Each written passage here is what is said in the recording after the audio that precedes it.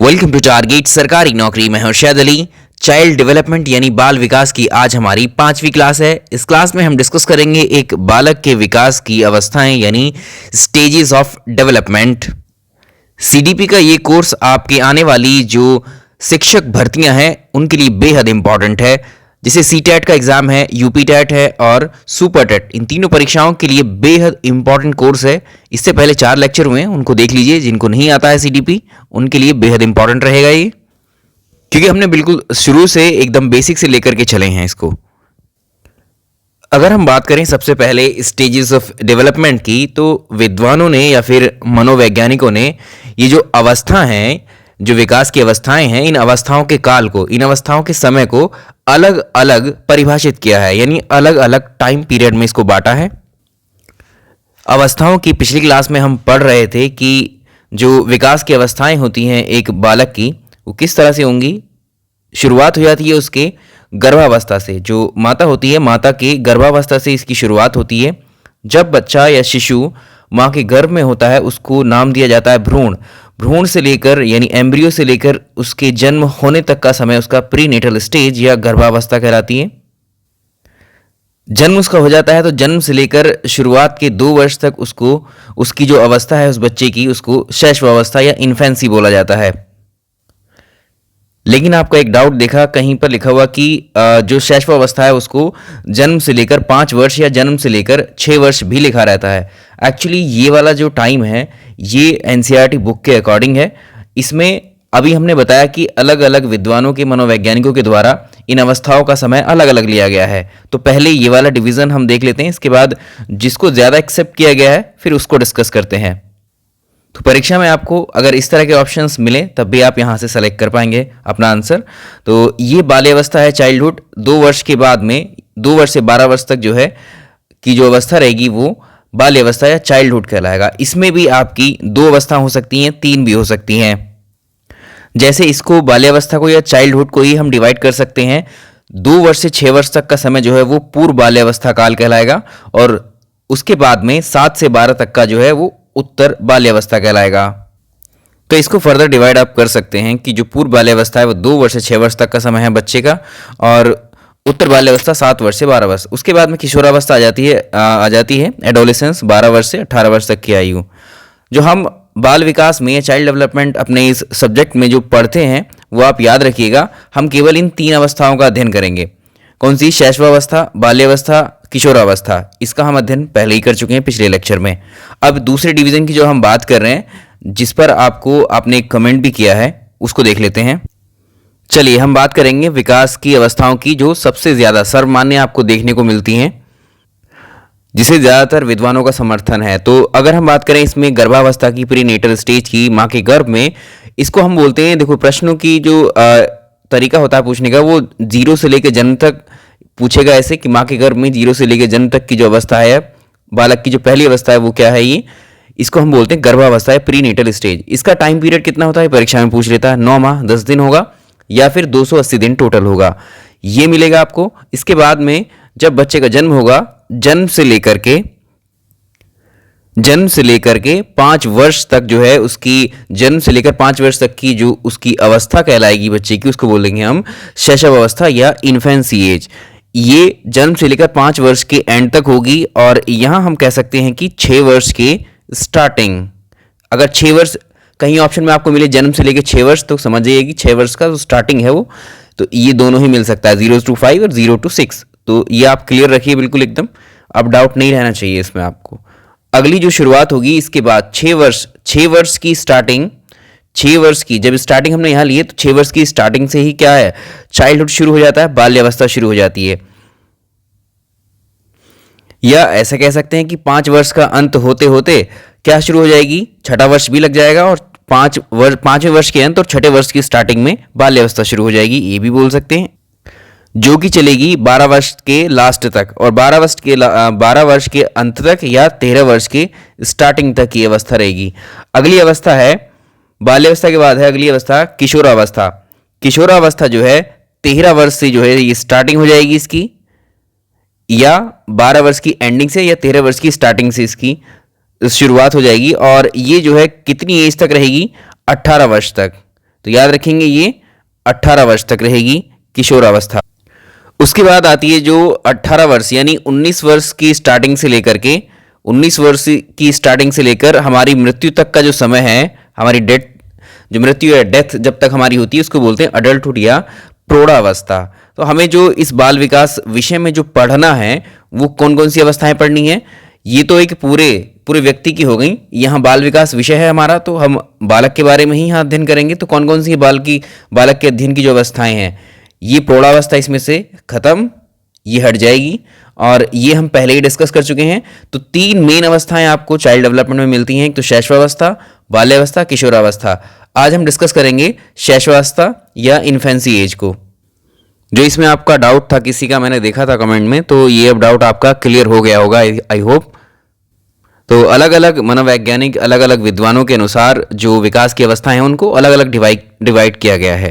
तो सबसे ज़्यादा जो है ये फॉलो की जाती है, और जो इससे पहले हमने डिस्कस की थी वो एनसीईआरटी में वैसे मिलती है हमें। चलिए अपनी पहली अवस्था को डिस्कस करते हैं अब। अगर हम कहें जो स्टेनली हॉल के बारे में, स्टेनली हॉल ने इन अवस्थाओं के बारे में एक स्टेटमेंट कहा है। ये जो अवस्थाएं हम डिस्कस कर रहे थे, इनका निर्धारण कभी भी आयु के आधार पर नहीं किया जाता है। इन अवस्थाओं का निर्धारण जो किया जाता है, बालकों के अंदर जो विशेषताएं पाई जाती हैं उनके अकॉर्डिंग किया जाता है। इसलिए इन विशेषताओं के आधार पर अलग अलग मनोवैज्ञानिकों ने इस टाइम पीरियड को, इन अवस्थाओं को अलग अलग समय में डिवाइड किया है। लेकिन सामान्यतः जो जनरल फॉलो की जाती है वो ये टाइम पीरियड है। यानी जो शैशवावस्था है वो बच्चे की जन्म से लेकर, यहाँ ऑप्शन में आपको 0 भी मिलता है, 0 नहीं है ये, जन्म से लेकर के 5 वर्ष के अंत तक या 6 वर्ष की शुरुआत तक जो है हमारी शैशवावस्था होती है। अब इन अवस्थाओं को लेकर जो अलग अलग मनोवैज्ञानिक हैं, जो विद्वान हैं, उन्होंने अलग अलग स्टेटमेंट्स दिए हैं जो परीक्षाओं में सीधे पूछे जाते हैं। पहले उन्हीं को डिस्कस कर लेते हैं, और साथ ही साथ इसके बारे में भी हम सीखते चलेंगे, जानते चलेंगे कि इन्फेंसी या शैशवावस्था क्या होती है। एक विद्वान हुए थे जिनका नाम था वैलेंटाइन। वैलेंटाइन के अनुसार जो शैशवावस्था है, यानी जिस अवस्था में जिस वक्त बच्चे का जन्म होता है उस वर्ष से लेकर 5 वर्ष के अंत तक या 6ठे वर्ष की शुरुआत तक, ये अवस्था जो है शैशवावस्था सीखने का आदर्श काल है। यानी एकदम आइडियल पीरियड है ये लर्निंग के लिए। एक बच्चे की लर्निंग के लिए जो सबसे बेस्ट समय होता है, जो उपयुक्त सही समय होता है, वो ये शैशवावस्था या इन्फेंसी एज ही होती है या स्टेज होती है। जितना हम इस अवस्था में सीखते हैं उतना हम किसी भी अवस्था में नहीं सीख सकते। यानी इस अवस्था में जो हमारा मस्तिष्क है, जो ब्रेन है, वो ज़्यादा चीज़ें एक्सेप्ट करता है, ज़्यादा सीखता है, ज़्यादा समझता है। जैसे बोलना सीखता है, हमारी ज़िंदगी का एक इम्पॉर्टेंट हिस्सा होती है। किसी दूसरे व्यक्ति के व्यवहार को देख करके वो वैसा व्यवहार करना सीखता है। तो इसीलिए इन्होंने कहा है कि शैशवावस्था जो है एक बालक के सीखने का आदर्श काल होती है।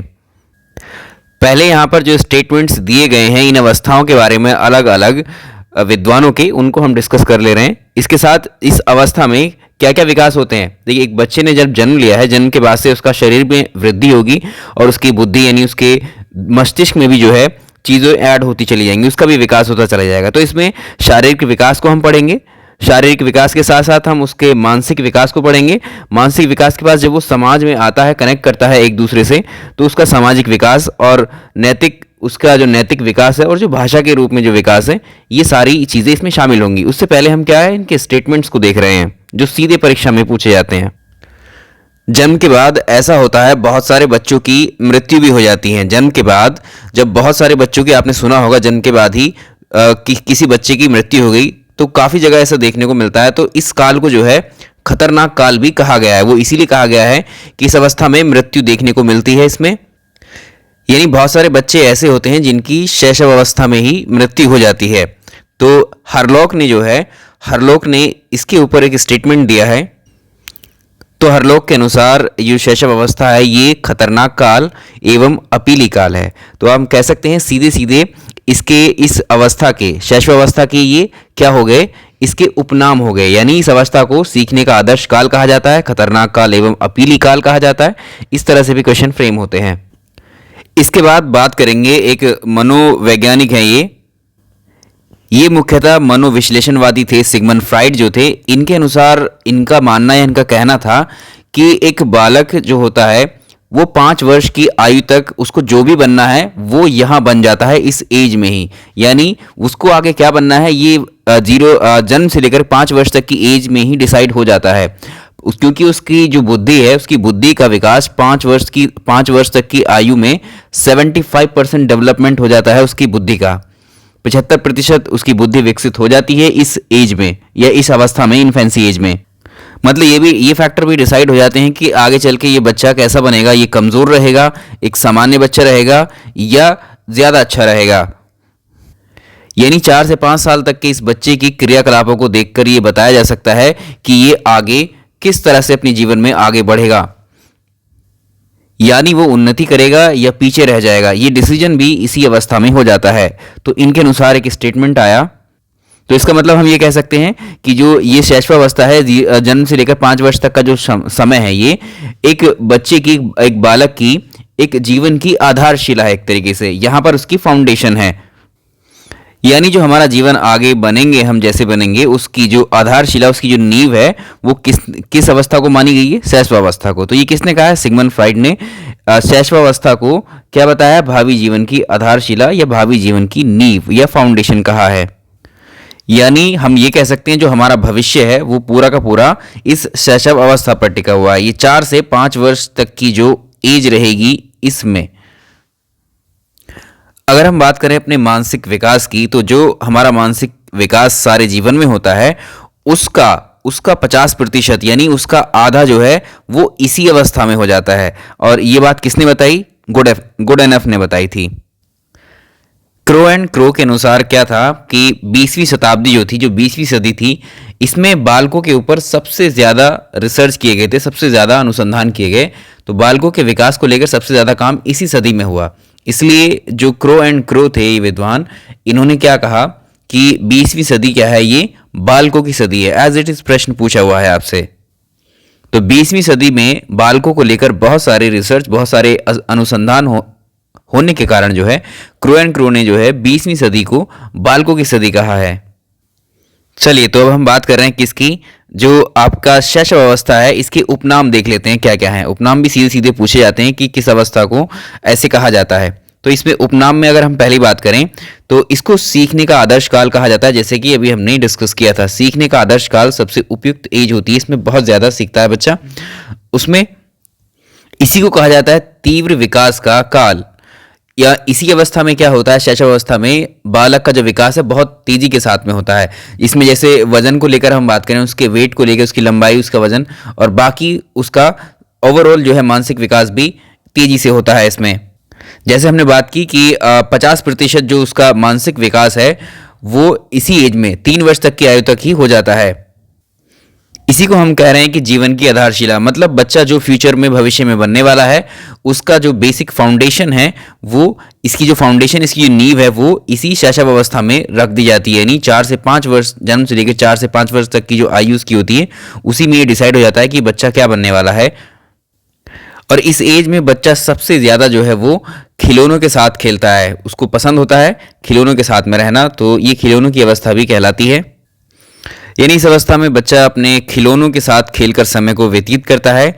जीवन की आधारशिला और बाकी चीज़ें अगर देखें, अगर शैशवावस्था में बालक का लालन पालन जो है, उसका पोषण अच्छी तरह से कर दिया जाए या हो जाए उसका, तो सभी प्रकार उसे जो है सही एक वातावरण अगर दे दिया जाए तो उसका जो जीवन है आगे आने वाला वो बहुत अच्छा बनता है। और यदि इस अवस्था में बालक के लालन पालन में या पोषण में कुछ कमी कर दी जाए, ध्यान नहीं दिया जाए, तो बालक का जो आगे का जीवन है वो कमज़ोर होता है उसमें।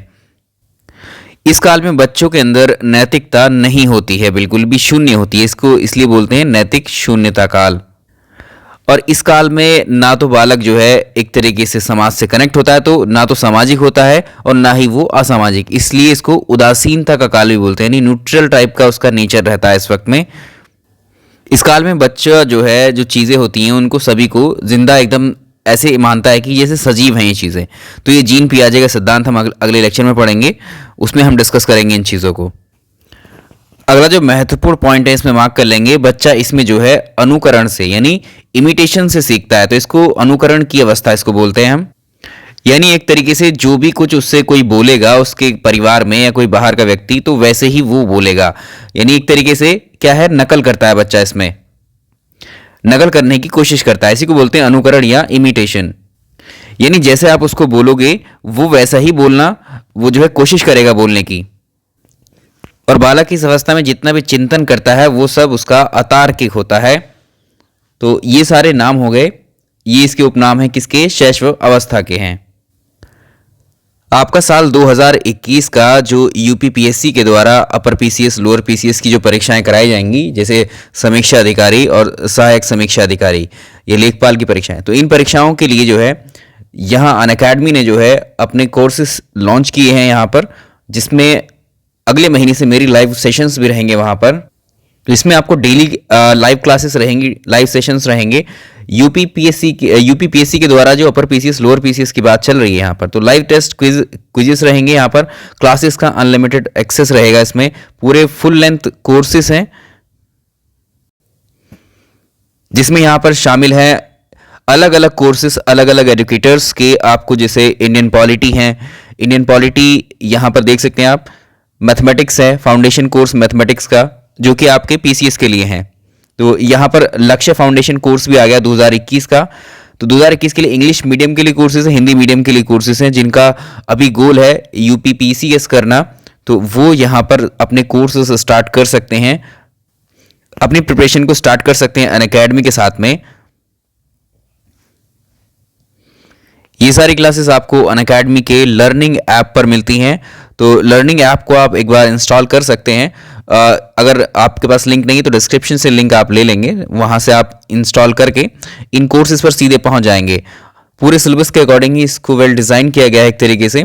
और इसमें जो है प्लेटफॉर्म पर कैसे रजिस्टर करना होगा आपको, जो अनअकैडमी का लर्निंग ऐप है उसको इंस्टॉल कर लेंगे आप। इंस्टॉल करने के बाद में यहाँ पर जो आप अपनी कैटेगरी सेलेक्ट कर सकते हैं, उसमें आपको यूपीपीएससी करना है या यूपी ट्रिपल एससी करना है। यूपी ट्रिपल एससी अभी लेखपाल की परीक्षा कराएगा आपकी, और यूपीपीएससी में भी बताया हमने कि RO ARO upper PCS lower PCS और बहुत सारी परीक्षाएं जो है ये आयोग कराता है, उत्तर प्रदेश लोक सेवा आयोग। तो उसी के लिए आप यहाँ पर अलग अलग मंथ्स के सब्सक्रिप्शंस हैं यहाँ फुल। अगर आप 24 महीने का सब्सक्रिप्शन चाहते हैं तो उसका प्राइस इतना है इनका 8,400, और 12 महीने का प्राइस 7,000 है। तो अपने सहूलियत के अकॉर्डिंग आप जो है कोई भी पैक इसमें चूज कर सकते हैं। इसमें भी आपको 10% का डिस्काउंट मिल जाएगा अगर आप इरशाद सर ये कोड इस्तेमाल करते हैं, रेफरल कोड अगर आप इस्तेमाल करते हैं ये, तो आपको इसमें भी 10% का डिस्काउंट हो जाएगा। तो ये आफ्टर 10% डिस्काउंट ये स्ट्रक्चर इस तरह से आपको शो होगा, जिसमें आपको अनलिमिटेड एक्सेस मिलता है सारी क्लासेस का, सभी सब्जेक्ट की अलग अलग क्लासेस का। आप 12 महीने 1 साल जो भी आप इसमें से पैकेज लेते हैं आपका, वो सारी आपके लिए फ्री रहेंगी क्लासेस। ज़्यादा जानकारी के लिए आप जो डिस्क्रिप्शन में लिंक है उसके थ्रू भी यहाँ पहुँच सकते हैं, और साथ ही मेरे प्रोफाइल पर जाकर भी अनअकैडमी के वहाँ चेक कर सकते हैं, क्योंकि अभी पिछले लास्ट ईयर हमने जो है वहाँ पर बहुत सारी क्लासेस की थी, लाइव सेशंस थे वहाँ पर, यूपीपीएससी के बहुत सारे कोर्सेज हमने लिए थे। तो इस साल भी जो है वही शुरू करेंगे पीसीएस के लिए। आइए अपने टॉपिक पर हम वापस आते हैं, और अब हम डिस्कस करेंगे जो शैशव अवस्था है इसकी विशेषताएं क्या हैं, फीचर्स ऑफ इन्फेंसी। तो इसमें जो फीचर्स, जो इंपॉर्टेंट विशेषताएं हैं वो कैसे कैसे हम पढ़ेंगे। एक तो शारीरिक विशेषताएं होंगी, मानसिक विशेषताएं होंगी इसमें, है ना, अलग अलग करके सबको हम पढ़ेंगे। तो इस अवस्था को जो है शैशव अवस्था को क्या है, जो हमारा भावी जीवन है, ये अवस्था हमारे भावी जीवन को प्रभावित करती है, भावी जीवन को रिफ्लेक्ट करती है। यानी जो शैशव अवस्था होती है, इस अवस्था में जो हमारा शरीर है, जो हमारी बॉडी है और जो हमारा मस्तिष्क है, ये बहुत ज़्यादा ग्रहण करने की इसकी कैपेसिटी होती है, बहुत ज़्यादा एब्जॉर्ब करता है इस एज में ये, यानी सीखता है, समझता है। यानी इस अवस्था की अगर हम बात करें, इस अवस्था में अगर हमारा मस्तिष्क ग्रहणशील कम है, चीज़ों को एक्सेप्ट कम कर रहा है, कम समझ रहा है, तो आने वाला जो हमारा टाइम है, जो भविष्य है, तो उसमें भी हम वैसा ही कमज़ोर रहेंगे।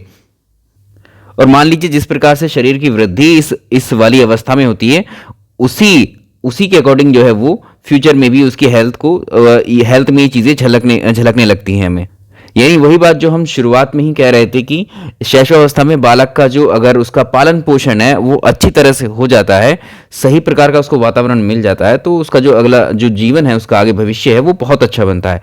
यदि इस अवस्था में ही अगर लैक हो गया, चीज़ों में कमी कर दी, लालन पालन पोषण में उसके कमी हो गई, ध्यान नहीं दिया उसको, तो आगे चलकर वो बहुत कमजोर बच्चा बनेगा एक। इसलिए शैशव अवस्था को हम बोलते हैं जीवन का आधार हमारा। तो पहले हम बात करेंगे जो शैशवावस्था है, शैशवावस्था में जो शारीरिक विशेषताएं होती हैं एक बालक की। तो इसके जन्म से ही स्टार्ट करेंगे कि जब एक शिशु का जन्म होता है तो उस शिशु का वजन कितना होता है, उसका वेट कितना होता है। तो जन्म के समय एक बच्चे का वजन होता है 7 पाउंड। 7 पाउंड को अगर आप इसको किलोग्राम में कन्वर्ट करोगे तो 3.17 किलोग्राम आता है। तो आप कह सकते हैं ये प्लस माइनस आप 3 केजी रख सकते हैं, यानी 3 किलोग्राम से ऊपर भी हो सकता है और 3 किलोग्राम से नीचे भी। इसकी रेंज को अगर लेना चाहें आप तो 2.5 किलो से 4 किलो के बीच में इसको आप मान सकते हैं आराम से, जन्म के समय एक बच्चे के वेट को। अब यहाँ पर मेल चाइल्ड होता है, एक फीमेल चाइल्ड होता है। जो एक बालक होता है, एक बालिका। तो जो बालिका शिशु होती है, बालिका शिशु का वजन बालक शिशु के मुकाबले में कम होता है, ये याद रखिएगा। दूसरा फैक्ट है जन्म के ही समय, अभी हम शारीरिक विशेषताओं की बात करें तो बॉडी की उसकी सब चीज़ें लेके उसके जो फीचर्स हैं, उसका जो फिजिकल स्ट्रक्चर है उसके बारे में बात चल रही है अभी। तो जन्म के समय एक बच्चे की, शिशु की जो लंबाई होगी इसकी, वो होगी 20 इंच। यहाँ पर फिर से जो बालिका होती है, बालिका की जो लंबाई होती है वो बालक शिशु से कम होती है। वजन भी और लंबाई भी बालिका की कम होती है बालक के मुकाबले। अगला जो फैक्ट है, जन्म के समय एक शिशु में, एक बच्चे या बालक में हड्डियां कितनी होती हैं। तो याद रखिएगा जन्म के समय जो हड्डियां होती हैं एक शिशु के अंदर जन्म के वक्त में, तो वो 270 हड्डियां होती हैं। जन्म के बाद में, जन्म के बाद से ही शुरू होती है आपकी शैशवावस्था। शैशवावस्था में ये हड्डियों की संख्या अब और बढ़ जाती है। तो बढ़ते बढ़ते ये बाल्यावस्था आती है, उसके बाद बाल्यावस्था तक ये 350 हड्डियां हो जाती हैं। वापस में फिर से जब ये हड्डियां फिर से फ्यूज होती हैं, इनका एक तरह से एक दूसरे से जुड़ती हैं, कनेक्ट होती हैं। कनेक्ट होने के बाद में सबसे बाद में ये हड्डियां हमारे शरीर में 206 रह जाती हैं। जैसे आप जानते हैं कि एक अडल्ट में, एक वयस्क में जो है हड्डियों की संख्या कितनी होती है, 206 होती है। लेकिन एक बच्चे में जन्म के समय 270 होती हैं। तो इसमें एक पूछ सकता है कि सर्वाधिक हड्डियां कौन सी अवस्था में होती हैं। तो याद रखिएगा बाल्य अवस्था में होती है सर्वाधिक हड्डियां, 350 होती हैं, उसमें 350 हड्डियां होती हैं बाल्य अवस्था में। सबसे कम किस में होती हैं? सबसे कम होती हैं किशोरावस्था के उत्तरकाल में, या फिर जब जहां से प्रौढ़ावस्था शुरू हो जाती है, 206 होती हैं उसमें। फिर से समराइज कर देते हैं। जन्म के समय शिशु के शरीर में 270 हड्डियां पाई जाती हैं और पहले ये बढ़ती हैं, तो बाल्यावस्था तक आते आते 350 हो जाती हैं और फिर जब इनका अस्थिकरण होता है, एक साथ फ्यूज होती हैं, जुड़ती हैं, तो घट करके वो फिर से 206 रह जाती हैं। चलिए अगला फैक्ट देखिए मांसपेशियों के बारे में, मसल्स के बारे में। जन्म के समय जो है बालक का जो टोटल वजन होता है, उस टोटल वजन का कितना भाग जो है मांसपेशियों से बना होता है। तो याद रखिएगा 23% भाग। तो इसमें लेकिन जैसे जैसे हमारी एज बढ़ती है, आयु बढ़ती है, हमारी मांसपेशियों की संख्या भी बढ़ती चली जाती है। यानी बाल्यावस्था की शुरुआत आते आते ये 28% हो जाती है। इसको भी याद रखेंगे, 28 से 30% हो जाती है। और यहीं पर जब मांसपेशियां किशोरावस्था में आते हैं तो 45% तक मांसपेशियां मतलब जो मांस है हमारे शरीर में, ठीक है, उसकी बात चल रही है। तो जन्म के समय शिशु के वजन का लगभग 23%, लगभग बोला अप्रॉक्सीमेटली 23% भाग जो है मांसपेशियों का बना होता है। इसको याद रखेंगे। और शैशवावस्था के उत्तरकाल में, यानी शैशवावस्था के खत्म होते होते ये 27 से 28% तक पहुंच जाता है आराम से, ठीक।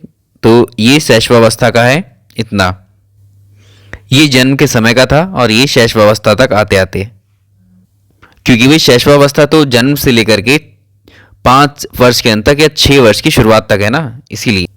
चलिए हम बात करेंगे जो एक शिशु होता है, जब उसका जन्म होता है तो उसकी जो हृदय की धड़कन है, जो हार्ट बीट है उसकी, वो कितनी होती है। जैसे ही जन्म होता है, जन्म के समय तो उसकी जो हार्ट बीट होंगी वो 140 बार धड़कता है 1 मिनट में, ठीक है। 140 पर मिनट जो है ये दिल की धड़कन होती है बच्चे की, जैसे जैसे ही वो जन्म लेता है। जन्म लेने के कुछ समय बाद ही, थोड़ी देर बाद आप देखेंगे तो ये घट जाती है संख्या, 120 रह जाती है, ठीक है, फिर घटती है। उसके बाद में कुछ समय बाद धीरे धीरे कम होकर के जब वो वयस्क हो जाता है तो 72 टाइम्स इन अ मिनट, यानी 1 मिनट में हमारा दिल 72 बार धड़कता है। तो ये बच्चे की बात चल रही, तो यहाँ ये याद रखेंगे। बात करते हैं दांत कब निकलते हैं बच्चे में। ये शारीरिक बनावट की विशेषताओं की बात चल रही है। तो बच्चे में दांत कब निकलना शुरू होते हैं एक शिशु के, तो गर्भकाल से, जब गर्भकाल के अंदर, जब बच्चे ने भी जन्म नहीं लिया है, गर्भकाल में ही है माँ के भी, तो गर्भकाल में जब शिशु 5 महीने का होता है तब उसमें जो है दांतों का निर्माण शुरू हो जाता है, ठीक है, ये याद रखिएगा। जो दांतों का निर्माण है वो गर्भकाल में, बच्चे ने जन्म लिया नहीं होता इस वक्त, जन्म लेने से पहले ही गर्भकाल का जब 5वां महीना होता है तो उसमें जो है दांतों का निर्माण, ये प्रक्रिया शुरू हो जाती है। और मसूड़ों से जो बाहर की तरफ दांत है वो नहीं निकलते उसके। जन्म के बाद में जब 5 से 6 महीने हो जाते हैं उसके बाद ये निकलते हैं।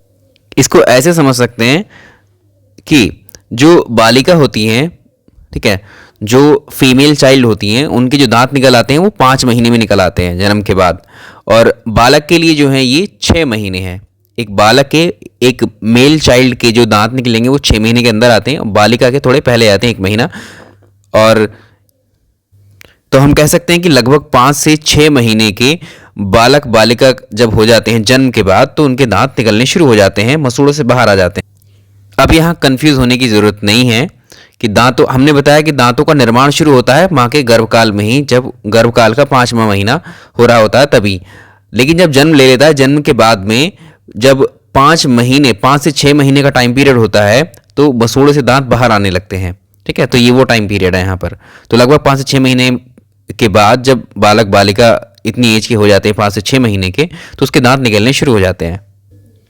तो सबसे पहले अगर आपसे पूछे कि बच्चे के मुंह में जो दांत आते हैं, सबसे पहले कौन से दांत निकलते हैं, तो ये भी याद रखेंगे हम। सबसे पहले जो दांत निकलते हैं बच्चे में, वो जो उसका निचला जबड़ा होता है, नीचे वाला लोअर जो उसको बोलते हैं हम, तो उसमें जो 2 दांत सबसे आगे की होते हैं वो पहले निकलते हैं, ठीक। तो ये प्रश्न हो गया है। ये सारे प्रश्न बने हुए हैं अपने आप में। तो जब शिशु की आयु जो है 4 से 5 वर्ष तक की होती है, यानी जो शैशवावस्था होती है, तब तक उसके मुंह में कितने दांत आ जाते हैं? 20 दांत आ जाते हैं आराम से। तो अगर हम बात करें कि इसकी 4 से 5 वर्ष, 4 से 5 वर्ष कौन सी है? शैशवावस्था है। इस अवस्था तक बच्चे के मुंह में कितने दांत हो जाएंगे? कुल दांत मिलाकर के 4 से 5 वर्ष के समय के अंतराल के दौरान उसके मुंह में 20 दांत हो जाते हैं। और यही जो 20 दांत हैं, इन्हीं को हम बोलते हैं दूध के दांत या मिल्क टीथ। तो ये जो है, ये दांत जो है टेम्पररी होते हैं, अस्थाई होते हैं। इनको याद रखिएगा, ये अस्थाई होते हैं।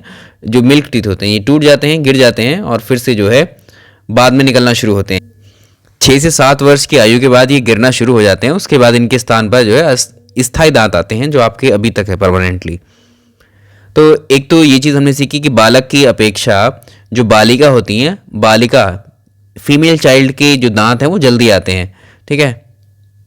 और बच्चों के दांत नहीं आ रहे होते हैं तो क्या होता है कि उनको कैल्शियम दिया जाता है, कैल्शियम की डोज दी जाती है, कैसे भी करके कैल्शियम उनकी बॉडी में पहुंचाया जाता है। क्योंकि दांत किससे बने होते हैं हमारे? कैल्शियम से। कैल्शियम बॉडी में होगा तो दांत शीघ्र निकलना शुरू हो जाते हैं। तो दांतों के लिए उपयोगी क्या हुआ यहाँ पर? कैल्शियम। तो ये एक बच्चे की सारी बनावट, ये शारीरिक विशेषताएं हमने देख ली। अब हम आएंगे बौद्धिक विशेषताओं पर, यानी उसकी बुद्धि से संबंधित, यानी उसकी मानसिक विशेषताओं की हम बात करेंगे।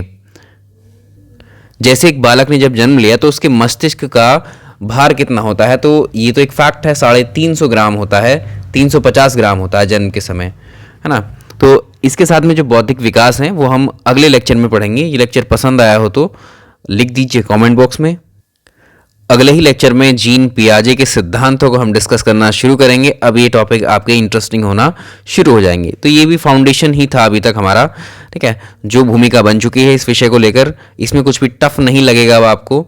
टफ तो यहाँ तक भी नहीं था, क्योंकि शुरुआत के जो 5 लेक्चर हैं बहुत इंपॉर्टेंट है, ये आगे की भी बहुत इंपॉर्टेंट है, लेकिन इंटरेस्टिंग शुरुआत से ही हमने बना दिया है आपके लिए। चलिए एक एक करके बहुत डिटेल में डिस्कस करते जाएंगे आगे चीज़ों को। वीडियो को लाइक एंड शेयर ज़रूर कीजिएगा, रिस्पांस दीजिए अपना ज़रूर इस वीडियो पे, लाइक अच्छे खासे दीजिए, तभी इसको आगे बढ़ाएंगे, अगले लेक्चर को लेकर आएंगे हम। चलिए, थैंक यू सो मच।